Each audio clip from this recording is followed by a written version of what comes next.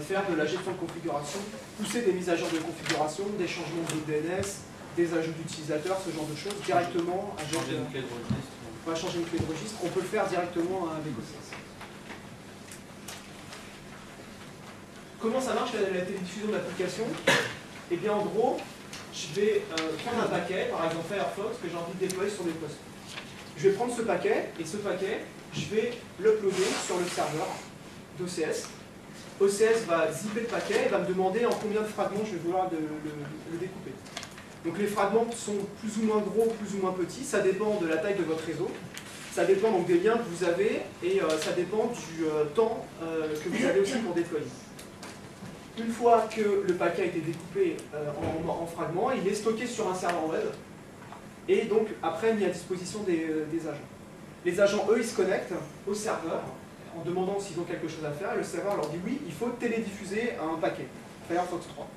Donc eux, qu'est-ce qu'ils vont faire? Ils récupèrent un fichier qui leur donne l'ensemble des informations, combien de fragments il y a, le checksum pour pouvoir vérifier que le paquet est correct, etc. Et ensuite, ils vont aller s'adresser au serveur web de télédiffusion qui est le plus proche d'eux ou au serveur central, télécharger un fragment, attendre un peu, télécharger le deuxième, etc. Et quand tout est fini, on refait le zip, on dézip et on lance la commande d'exécution. Et donc c'est comme ça, en fait, avec système de fragments et d'attente, de latence entre les téléchargements de fragments, qu'on arrive à répartir la charge.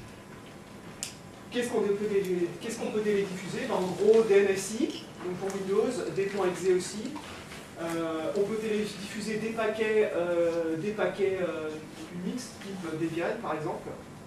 En gros, si on veut, on peut soit lancer un paquet qui est en fait une commande pour dire apt-get installe le paquet, soit sinon carrément prendre le paquet, le déposer dans le répertoire du cache de la distribution, et après lancer une commande type dpkg pour installer le paquet qui a été téléchargé. Donc on a les deux possibilités en fait. On peut diffuser des points DMG, donc des applications macOS. Sachant que macOS, on peut faire encore plus simple, on peut carrément diffuser le point app et puis lui dire de le stocker dans slash application et ça installe l'appli. Donc en gros, on peut diffuser la même chose que ce qu'on va trouver dans les autres outils de télédiffusion propriétaires au niveau.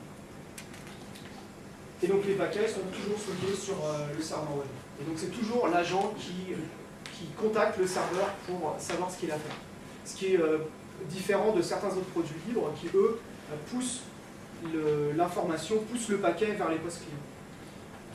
L'énorme avantage quand même de cette solution, même si elle est beaucoup décriée par certains acteurs, c'est que justement le fait que ce soit le poste client qui vienne télécharger en HTTP ou en HTTPS les informations depuis un serveur, on peut aussi beaucoup s'appuyer sur en fait, l'infrastructure de proxy ou de serveur mandataire qui est déjà disponible.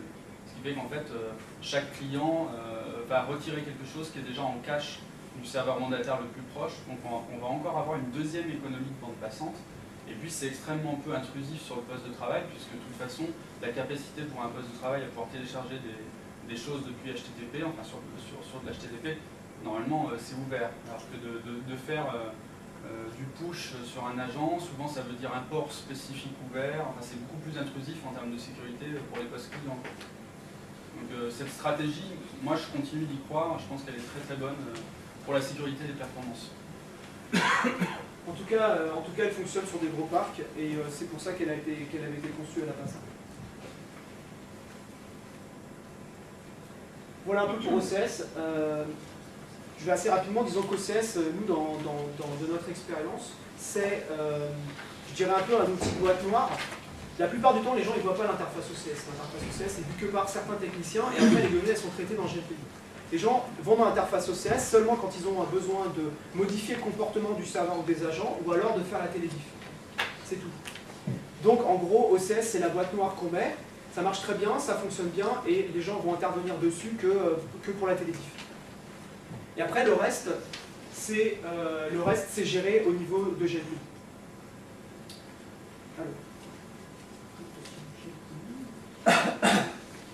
Donc ce que les utilisateurs vont voir en général, c'est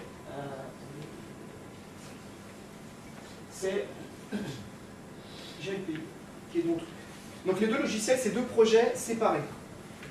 Ils vivent leur vie chacun de leur côté, mais il y a une communication entre les deux projets pour faire en sorte que ça forme une solution qui soit utilisable, et je dirais dans 90% des cas, OCS est utilisé avec GLPI et inversement. Donc c'est pour ça qu'on parle tout le temps du couple OCS-GLPI, même si les projets sont vraiment distincts.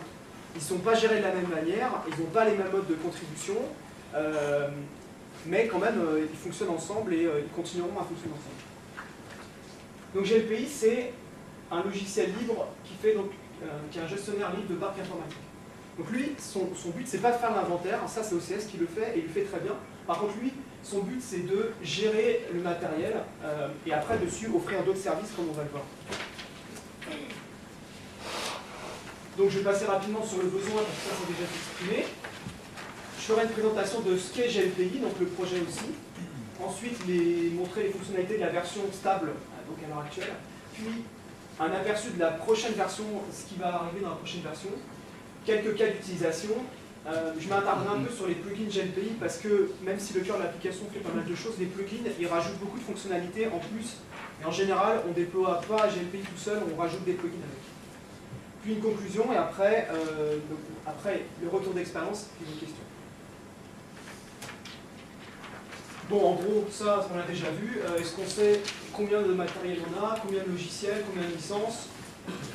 C'est pas toujours le cas, et donc il faut un outil pour aider à savoir ce qui se passe, à savoir ce qu'on a et essayer de prévoir. En gros, le besoin en général, c'est qu'on a besoin de suivre les interventions de support, et on a besoin donc d'avoir un outil qui permet de faire la gestion d'incidents, et gestion d'incidents, mais associé forcément au matériel. On a besoin de gérer le cycle de vie des matériels, savoir quand est-ce qu'il a été en stock, quand est-ce qu'il est en prod, quand est-ce qu'il est au rebut, etc.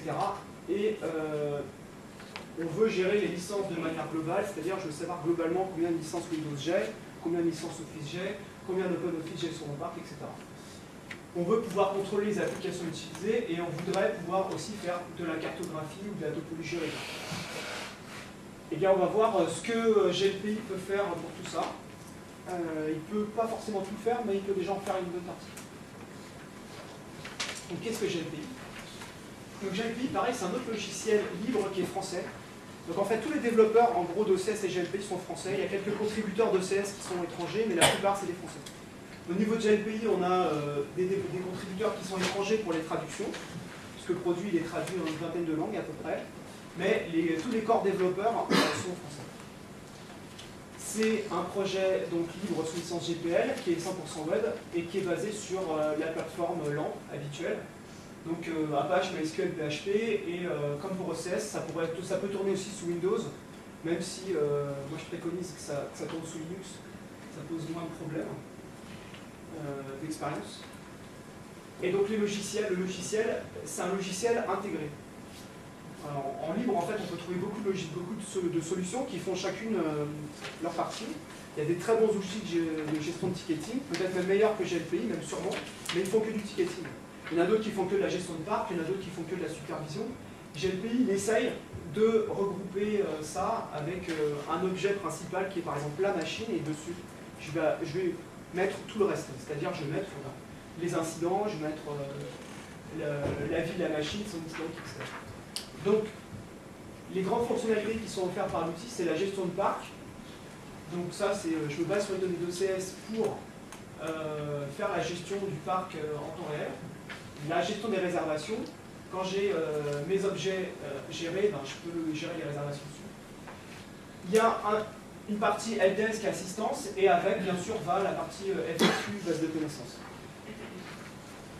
Donc toutes ces fonctionnalités-là, en fait, elles sont en gros depuis le début du projet, même si elles n'évoluent pas toutes de la même manière. Par exemple, la gestion des réservations, c'est un module qui évolue moins et moins vite que la gestion de parc. Le helpdesk est un module qui évolue beaucoup ces temps-ci, mais dans les versions précédentes, on a surtout mis l'accent sur la gestion du parc.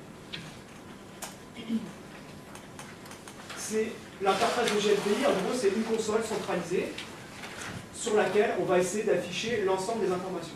Typiquement, si je regarde une machine, je vais essayer de présenter d'un coup l'ensemble des informations qui la concernent, c'est-à-dire toutes les informations